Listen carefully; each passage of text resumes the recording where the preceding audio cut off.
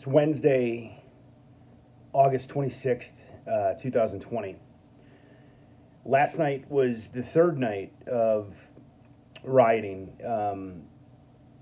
protests that sparked rioting in the city of Kenosha, Wisconsin, in response to the shooting, the police-involved shooting of Jacob Blake. And last night, at least what I'm seeing in the recap of the rioting, was there was a 17-year-old vigilante. The best way to describe him is a vigilante, an individual that came armed with a what appeared to be an AR-15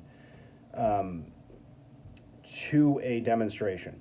And first I want to say that anybody that shows up to a demonstration with a weapon, let alone a weapon of that caliber, is only there to do harm. This individual is not a police officer. This individual was not a National Guardsman. This is a 17-year-old kid. Apparently he shot two people, two of which are deceased. At least that's according to reports that I have. If I am wrong on those reports, then certainly I'll correct that. So what I first want to say is that the footage and the still photos of this individual and the riots in general have made me very uncomfortable. The looting and the burning of the cities makes me uncomfortable. I think that it makes a lot of people uncomfortable. Going further, hearing President Trump speak makes me uncomfortable. Hearing and reading the words of Wisconsin's Governor Tony Evers makes me uncomfortable. So here we have two people in positions of leadership on both sides of the aisle, one extreme right in my opinion, one extreme left in my opinion, both of which make me uncomfortable. And I believe I'm not alone. I would imagine that there's a lot of folks out there like me that are made uncomfortable by this.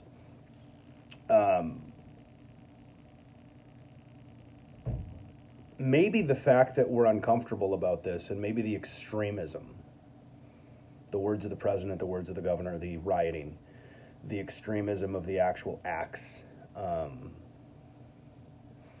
have led to this, apprehension of suspects and the means with which they're apprehended, making us uncomfortable. It's made me uncomfortable to view the videos of Jacob Blake being shot.